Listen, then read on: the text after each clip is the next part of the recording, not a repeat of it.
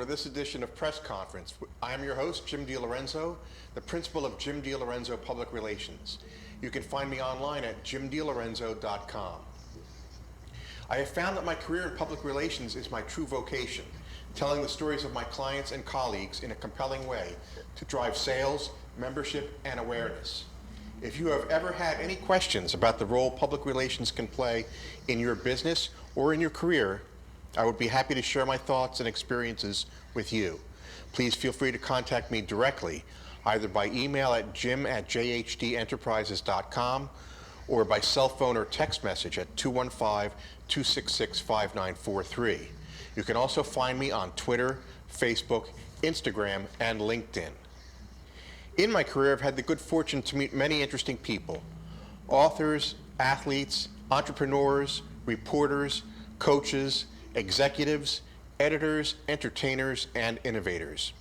My guest today is Bodine Sanders, the author of the new book, Race Against Race.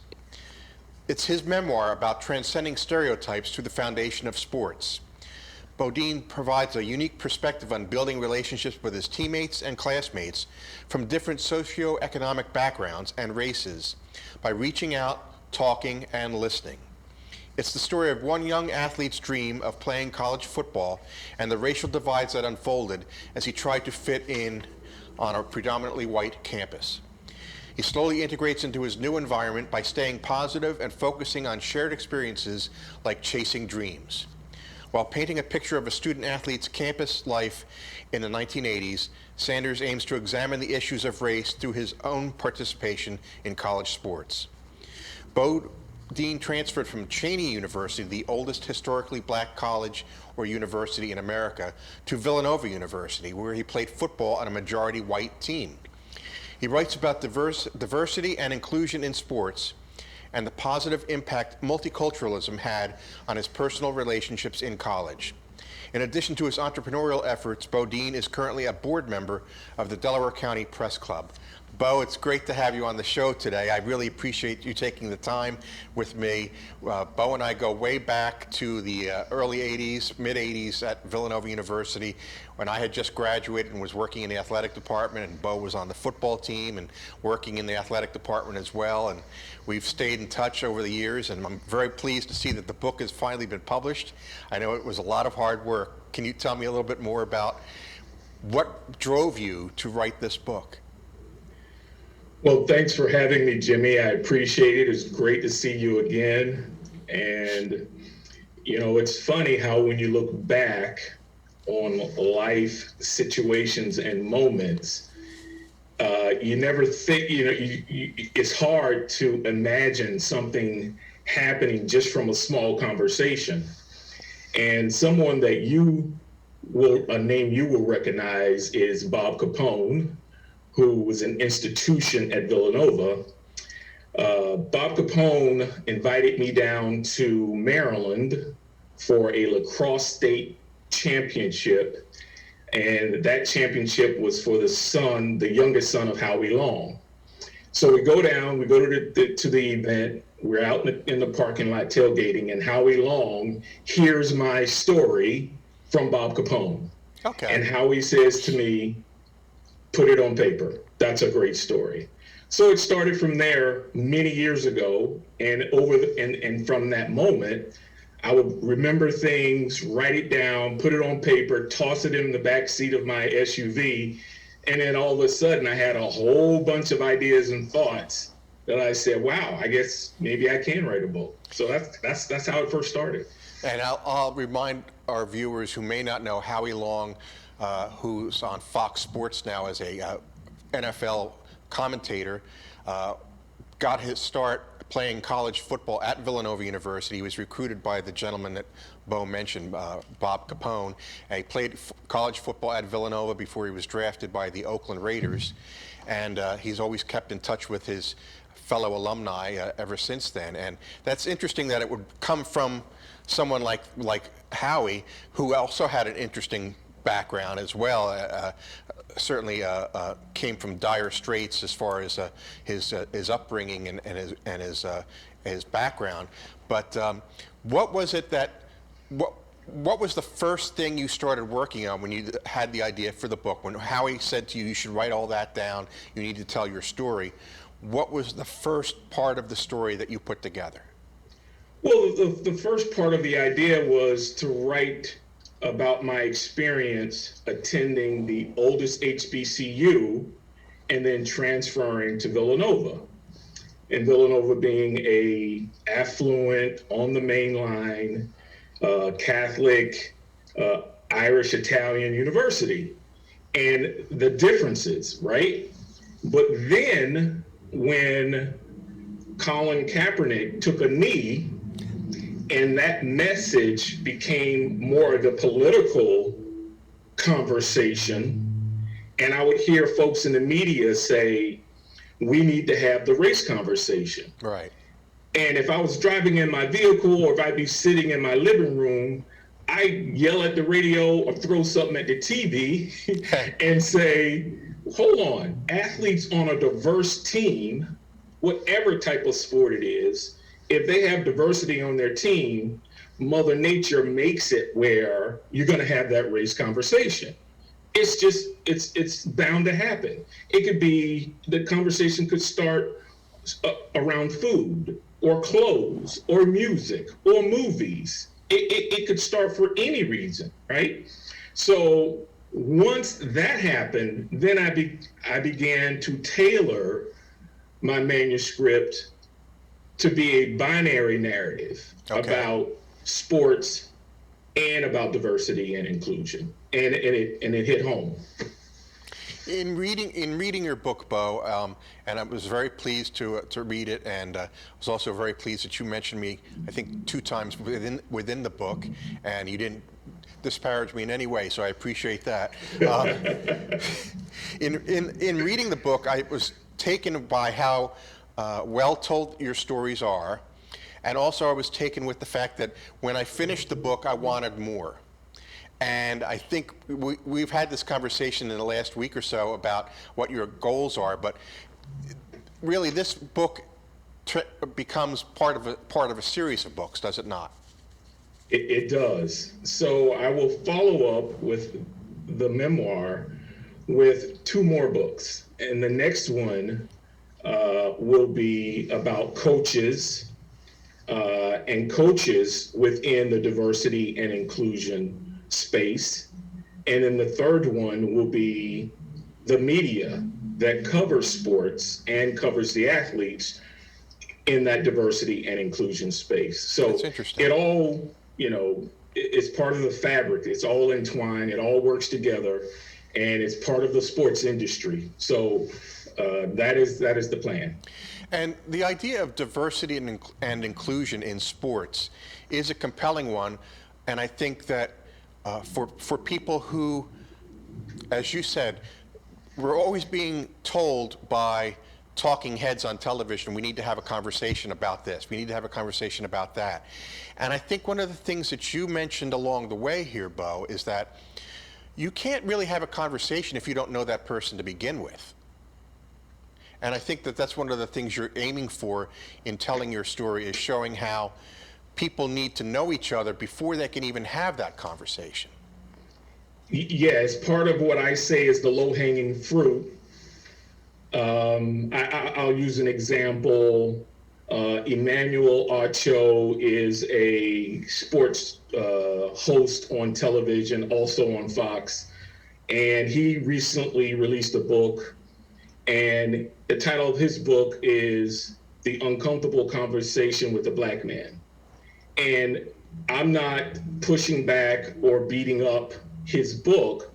I just agree. I just think my approach is another approach, which is you build a relationship first, you get to know the person, you find common ground, you find common interest, and as you're building that relationship, when you get to the point where a conversation becomes uncomfortable, you've now established a relationship where you understand the person's point of view. Each person is listening to each other, right? And the conversation can still move forward versus two people starting a conversation who's never met, from different socioeconomic backgrounds, and then the conversation gets out of hand, they walk away, go back into their corners, and never come out. So that tends to happen more so than the approach of, I was born and raised in Florida, grew up in a Southern Baptist church, and, you catch more flies with honey than you do with vinegar. Right. So if you have the opportunity to build a great relationship, or at least start the process, and you continue on, you have a better chance of having a positive outcome or coming up with a solution versus butting heads. And I think it's interesting in the book, Bodine, you mention finding that common ground, and in the way that you tell your story, you're a young man who wants to play football, wants to make the football team, wants to graduate from college, wants to get a degree, wants to succeed in business and in life, and you're sharing that those dreams with your teammates, some of whom may be white, some of whom may be black, some of whom may be other categories, if we will, but you all have a dream in common that helps you find common ground, and then you build on that in your conversations with your roommates and the people that you hung out with. And I think that's the way you describe it in the book is a very compelling argument for taking the time to get to know people before you get confrontational or aggressive or adversarial in a conversation. You really need to know that person first, because if you know that person first, you can have a better conversation on any topic. Agreed. You'll have a better opportunity, as I said, to continue the conversation by building a relationship instead of trying to tackle those tough, uncomfortable conversations or issues, right? So having the ability to have a relationship with teammates, and football is different than the other sports, right? As I described Yes. in my book, and I'm gonna get some flack for this, but in my opinion, most basketball players are passive aggressive, where football players, we are aggressive. Sure. No ifs, ands, and buts about it. So with football players in the locker room or in the dorm or in the weight room, our conversations are raw, they're real, they're aggressive. Folks, each player has the ability to allow their voice to be heard.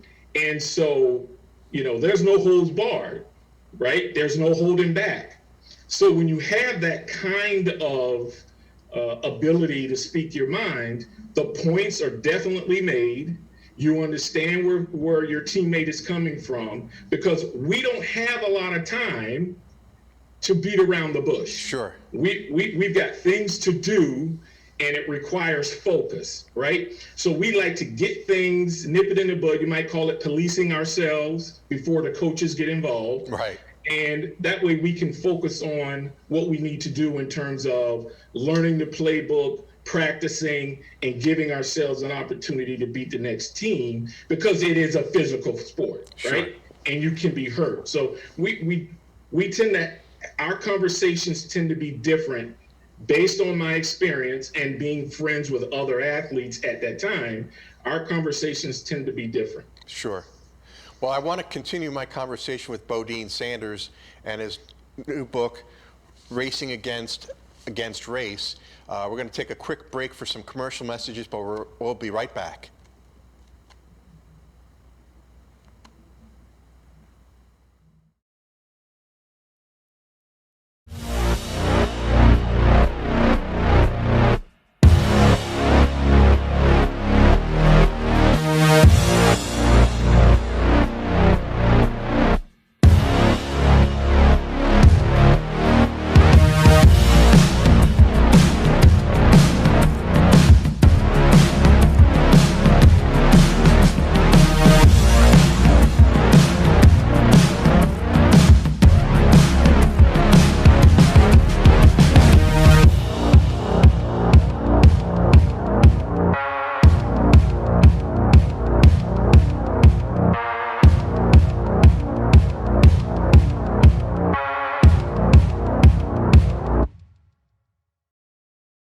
So, I'm kind of new here, but I've noticed a trend. My human does this funny thing where she goes around and gets all my toys, and then she hides them in that basket by the door. But it's always the same basket, and it's always in the same place.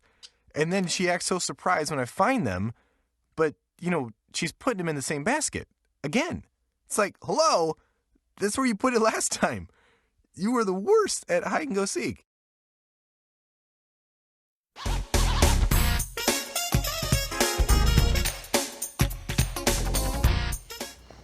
Welcome back to Press Conference. My guest today is Bodine Sanders, the author of the new book, Race Against Race.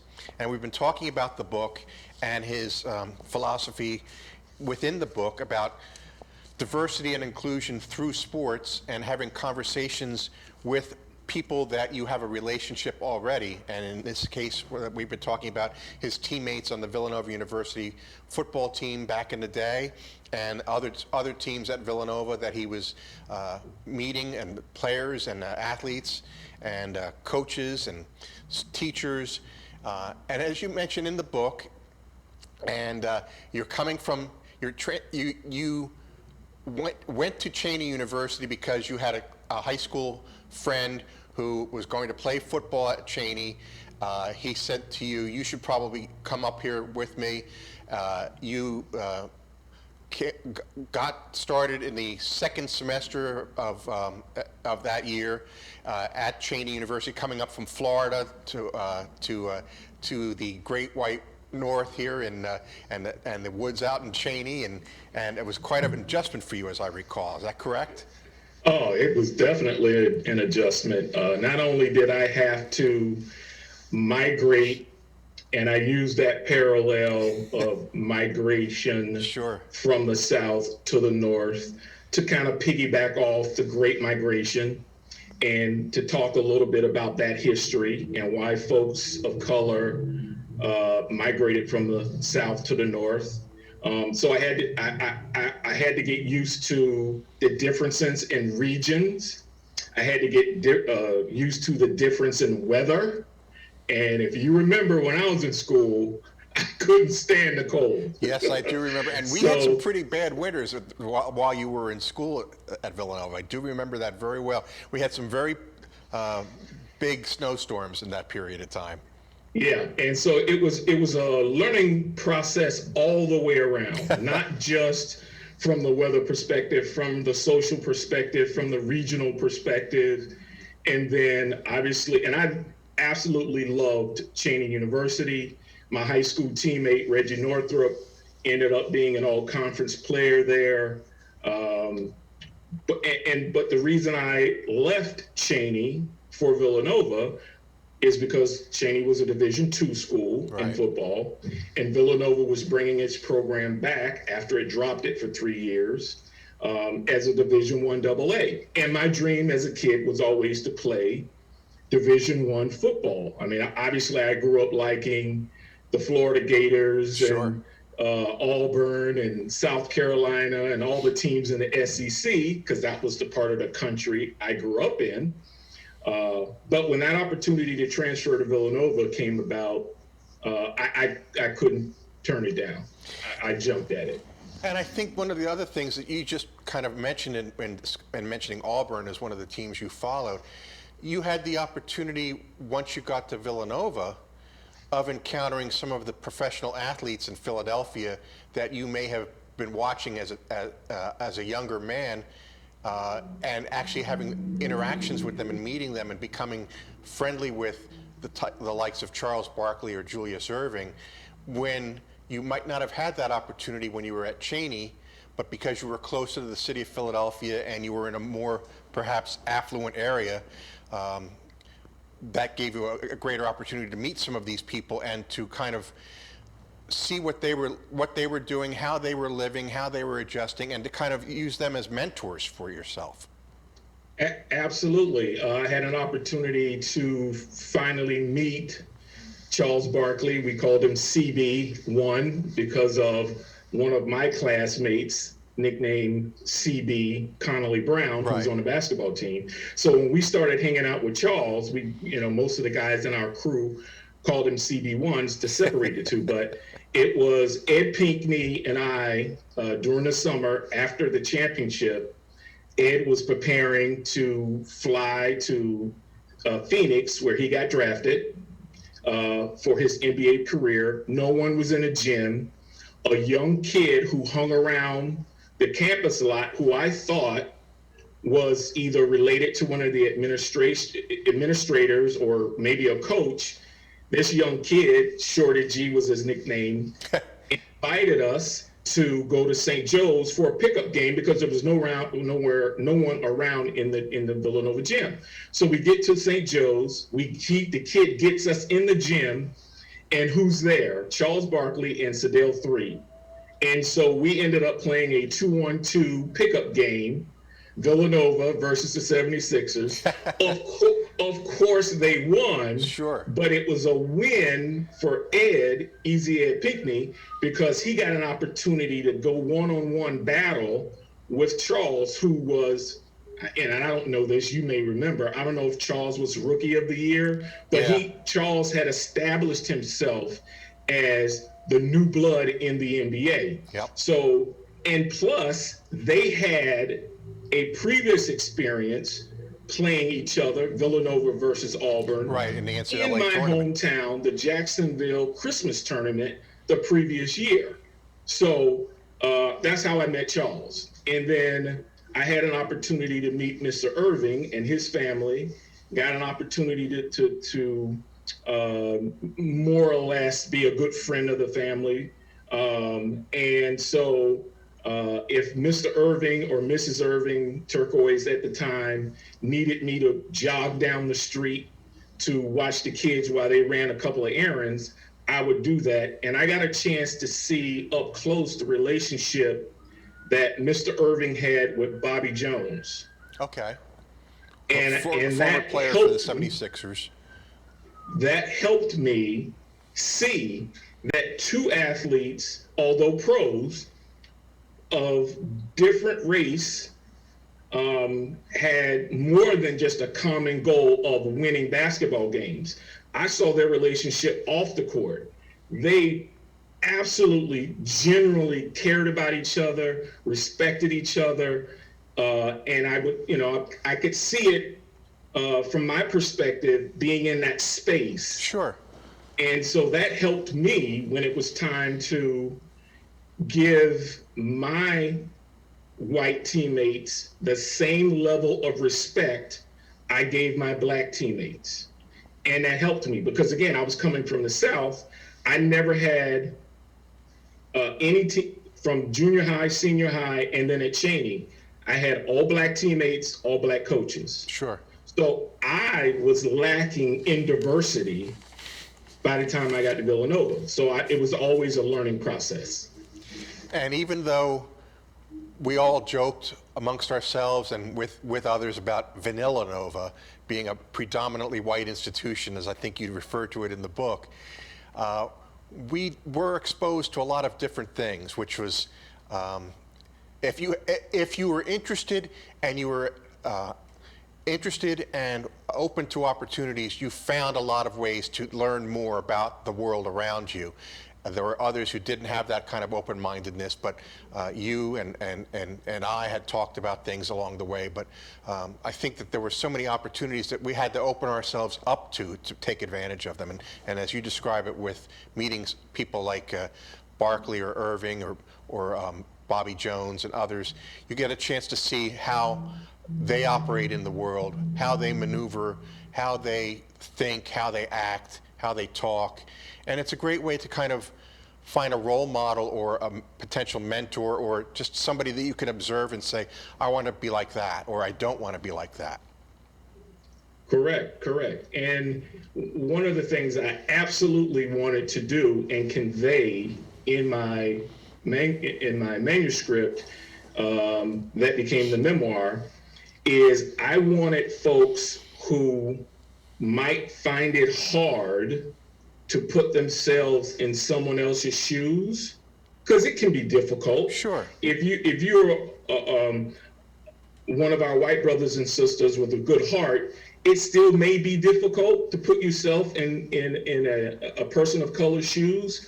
So I wanted to make sure I highlighted as many folks in the book as possible so someone could identify with someone and say, I can identify with that person, person's character or personality matches up with mine.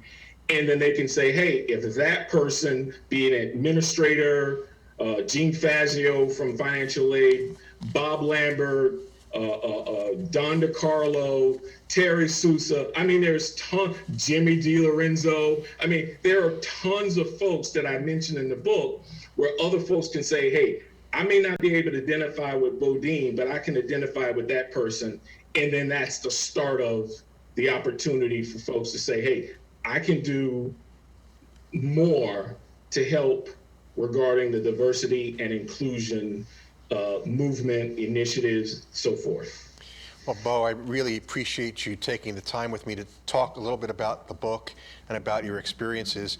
Where can people buy a copy of Racing Against Race? Well, they can pick up my book at any of the online retailers, right? Your favorite online retailers, or they can go to my website at BodineSanders.com. That's Bo-Dean-Sanders.com, and all the information's on my website. And it would be a great thing. It's a great way to start a conversation or learn how to start a conversation regarding diversity and inclusion. I recommend everybody, I've read the book, I enjoyed the book, and I think you will too. I hope you all get a chance to pick up a copy. And if you have any questions for Bodine Sanders that you'd like to send my way, I'll be happy to share them with him. And again, thank you, Bo, for being my guest today. And I want to remind our viewers that I always look forward to hearing from you. Give me a call at 215-266-5943 or email me at jim@jhdenterprises.com. Thank you all for watching, and we'll see you all again very, very soon.